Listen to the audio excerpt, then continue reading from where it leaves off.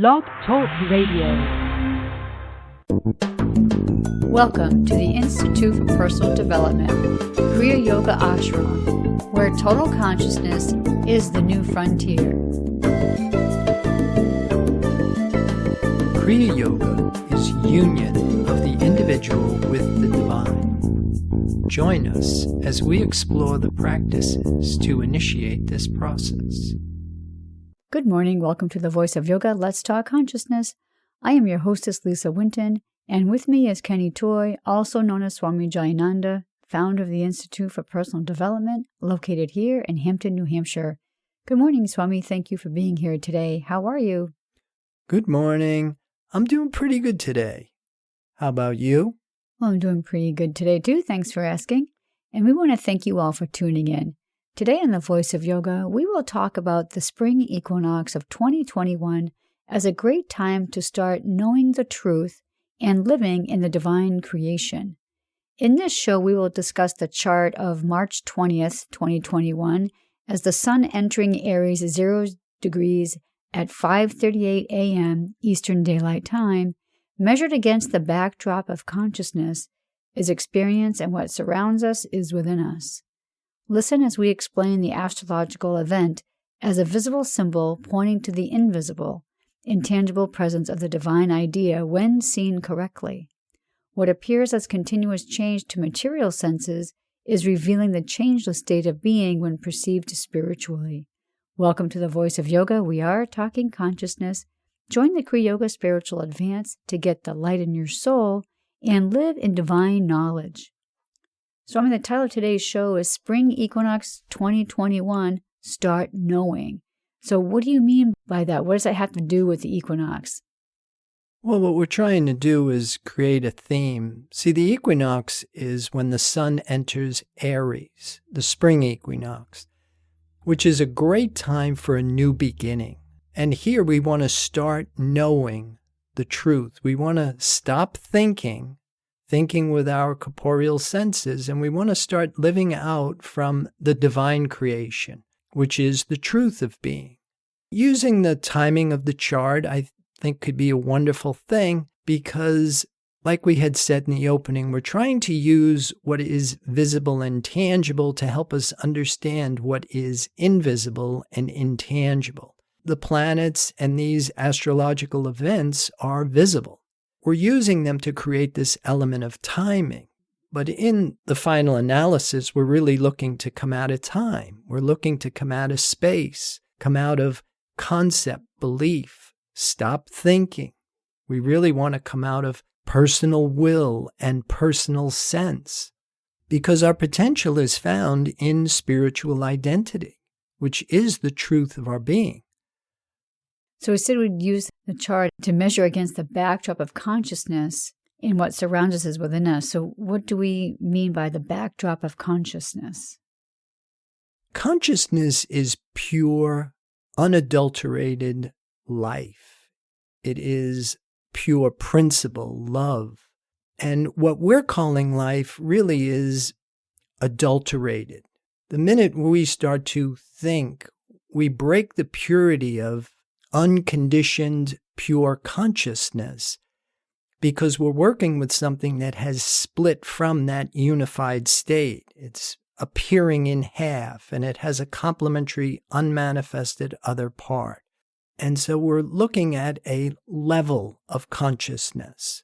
But in truth, we want to look at things from the perspective of the absolute, where everything is happening at once, where everything is under the government of divine law, which is absolute harmony, the perfection of being. Well, let's start talking about what we should learn from the chart. Can you give us some information about what it means about the sun entering Aries? Yeah, the sun in Aries, which is a key phrase for Aries, is I am. Now, this is a first house sun in this particular chart that we're looking at from Hampton. It gives the sun angular strength. In fact, the sun and the moon are both angular in this particular chart. The first house sun and the fourth house moon in Gemini. But the first house has a lot to do with personal sense of self. And as we graduate from physical identity, which says I need, to mental identity, which is saying I want, to spiritual identity, which says I am, we come out of this false sense of existence into the truth of being. And the truth of being is there is but one life, and it's eternal life. It's a changeless state of being.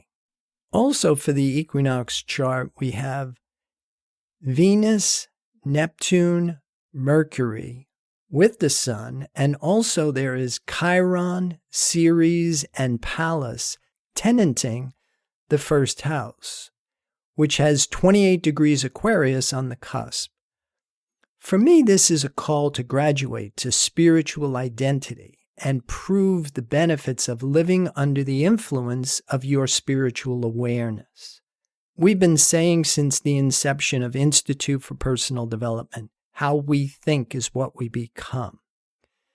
And for us to change how we're thinking, to graduate from these modes of mortal thinking, thinking with our corporeal sense mind, and starting to know this truth, starting to know and think with divine mind, moving from duality and the belief in two powers into the understanding of this one life that is perfect, the changeless state of being. There isn't anything that needs to be added to it or taken away from it.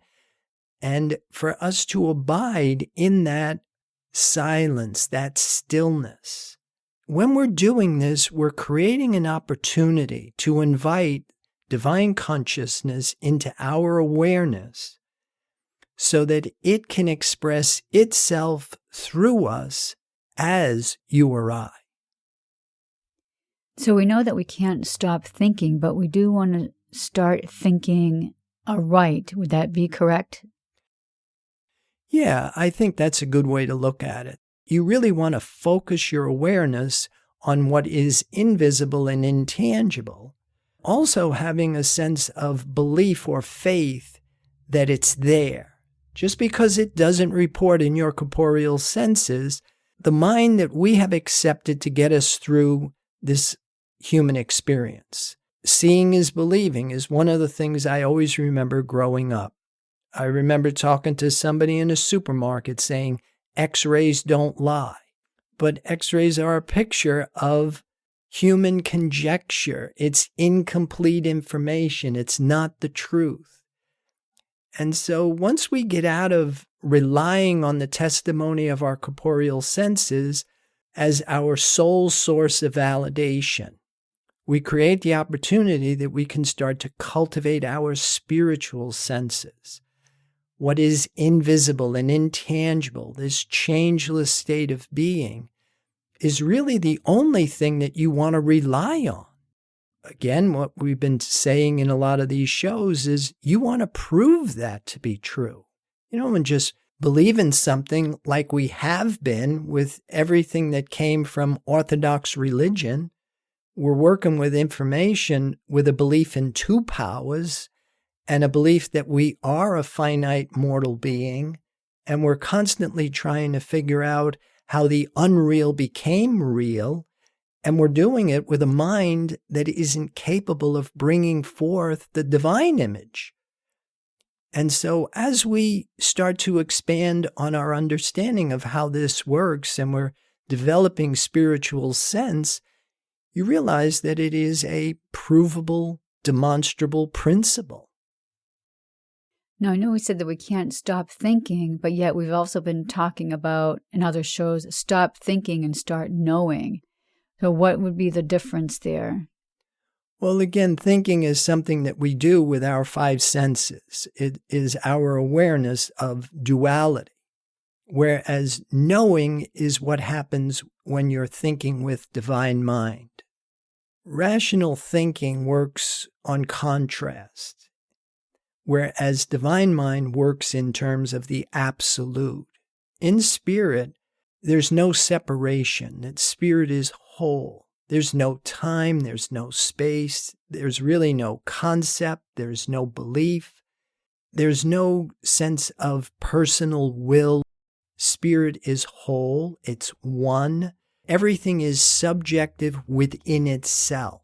When we accept our identity, we transcend the false sense that we are separate. We come out of the belief in the many, and we start to abide in this more reliable, more dependable perspective.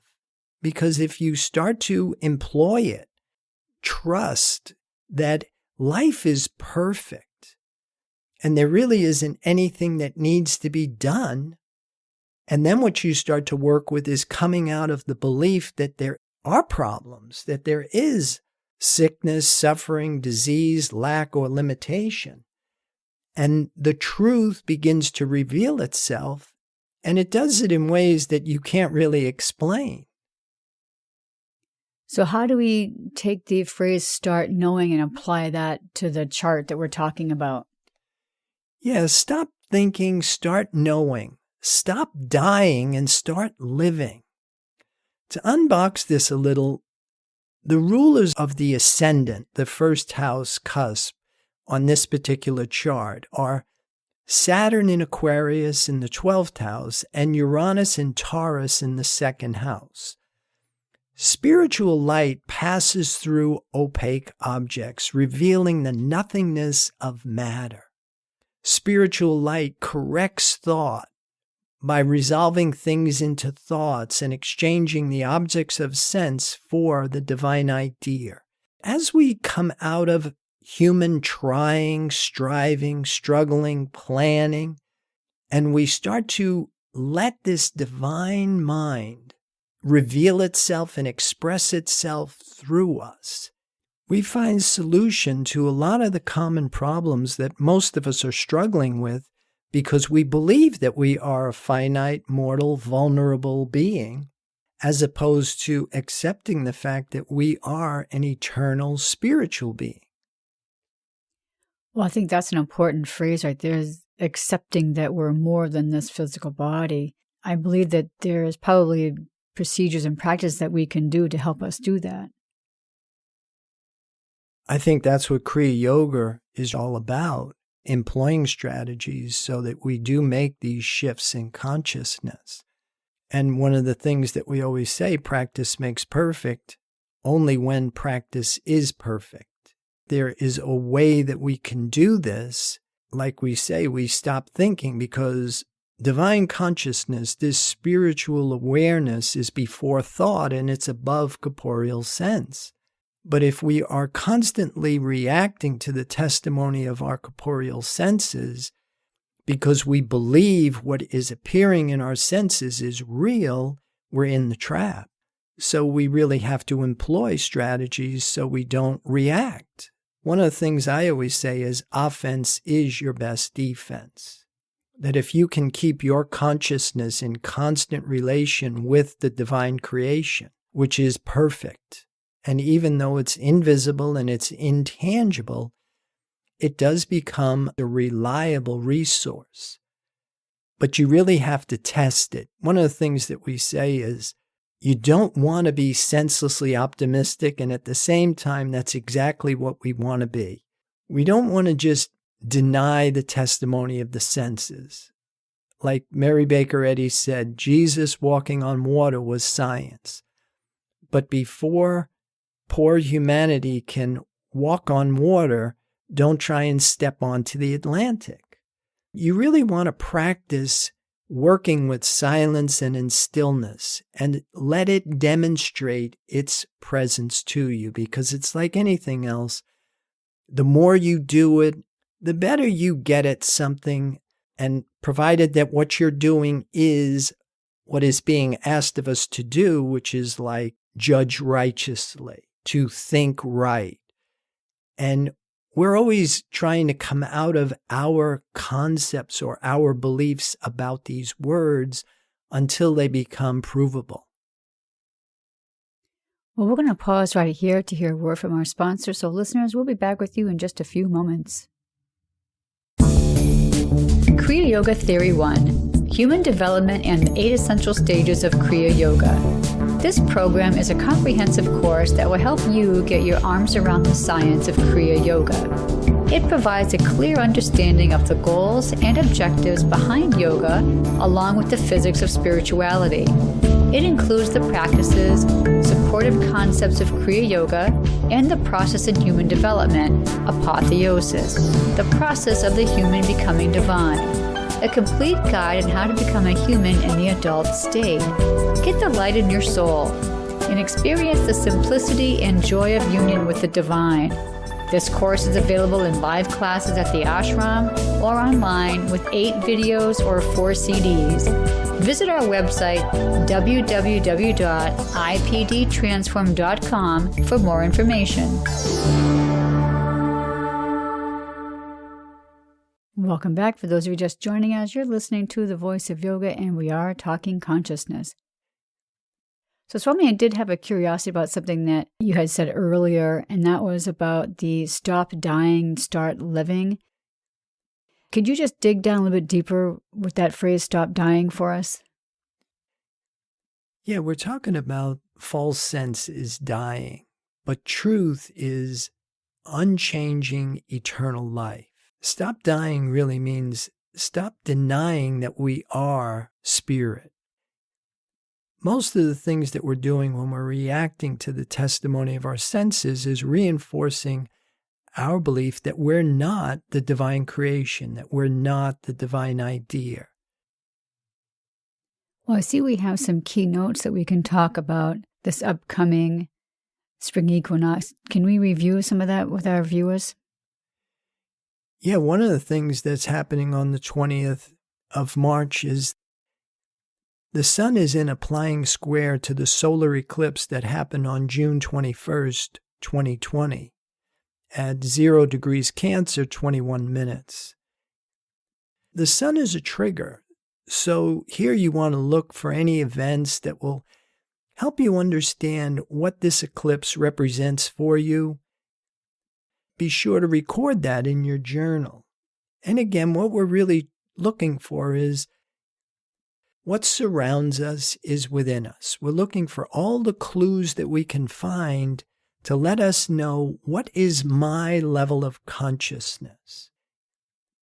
Am I living out from a sense of need? Am I living out from a sense of want? Or am I the divine child? Am I the image and likeness of this perfection of being? Does my life reflect that? The other thing that happens on the 21st is that's the first quarter phase of that solar eclipse that happened on June 21st, 2020. The eclipse is on a 2-year, 2-month, and 28-day cycle, the solar eclipse.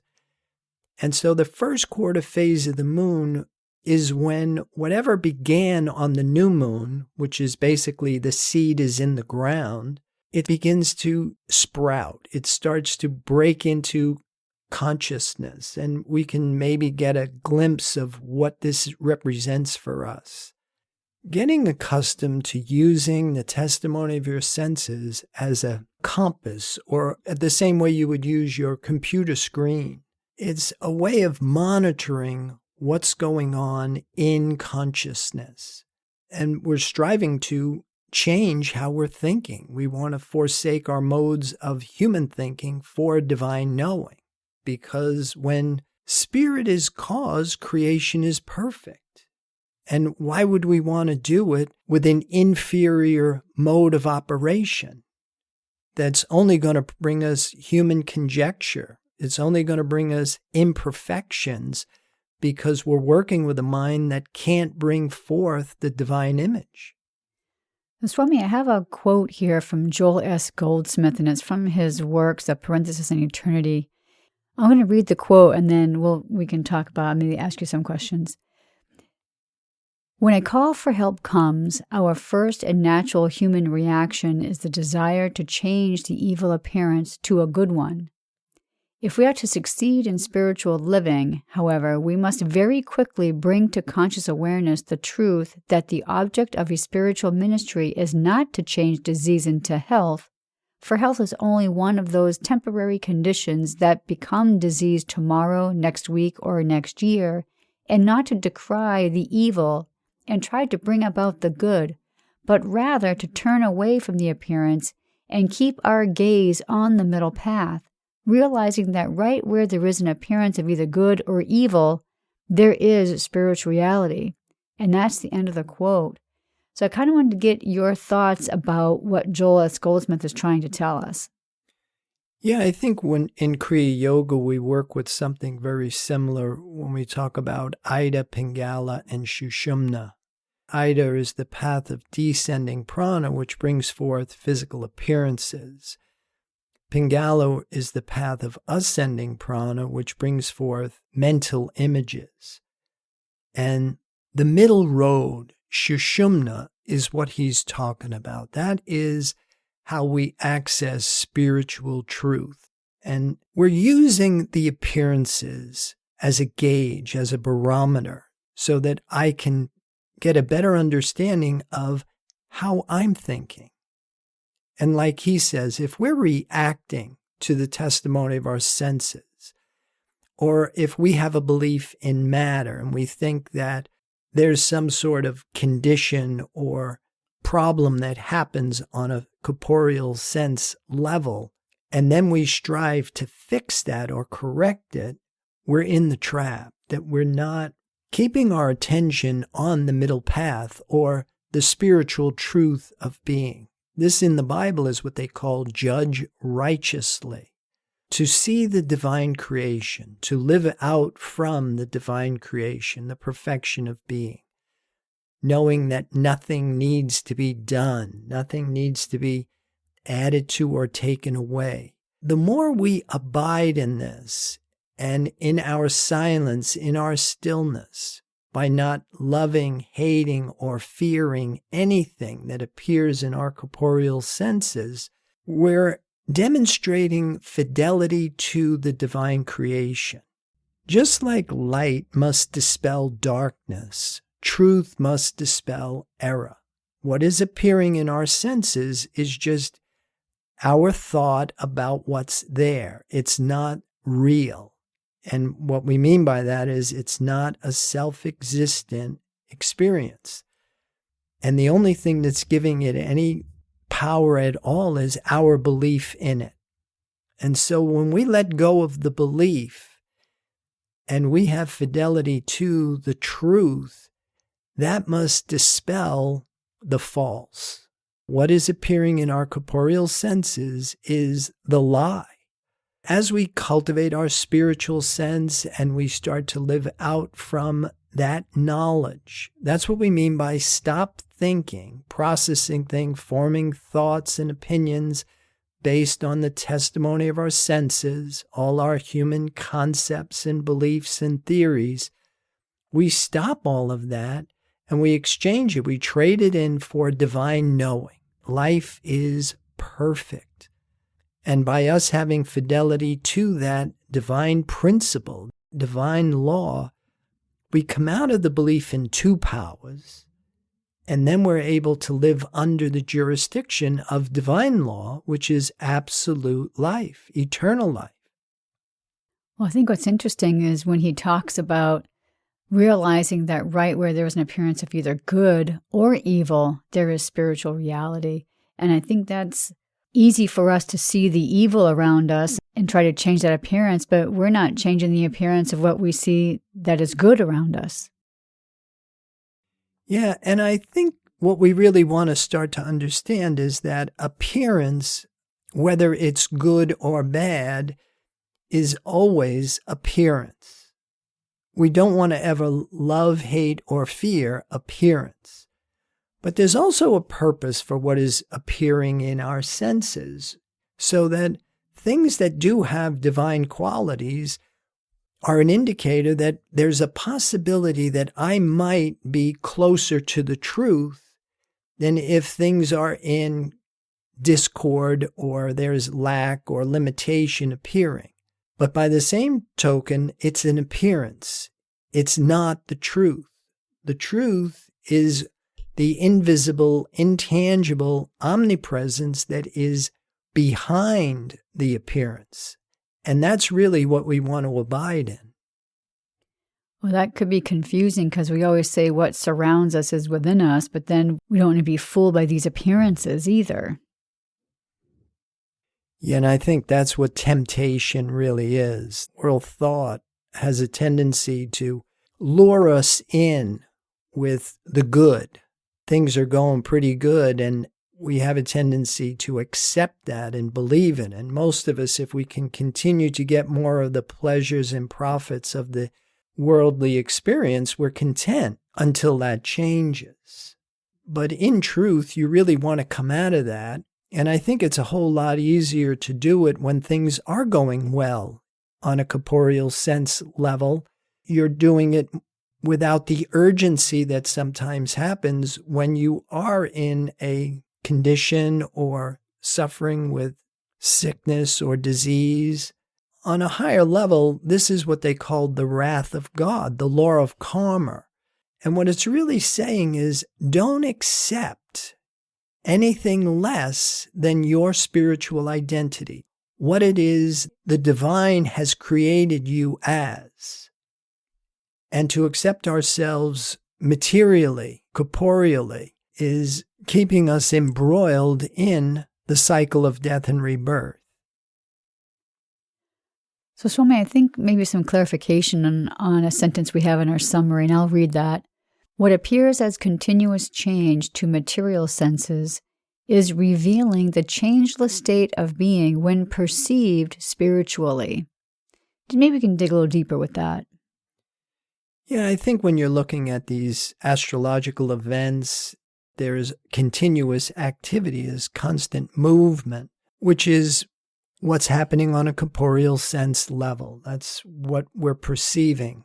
Things are moving. But in the truth of being, the origins or what the underlying reality of everything is the changeless state of being, the invisible, intangible, divine consciousness, the unadulterated, unconditioned, pure consciousness out of which all of this seems to be coming out of, but it's just an appearance. As long as we sow to the appearance, we're in this cycle of death and rebirth. But if we have fidelity to what is underneath that, and we gain the spiritual understanding that is behind the physical appearance, then we're anchored in the truth.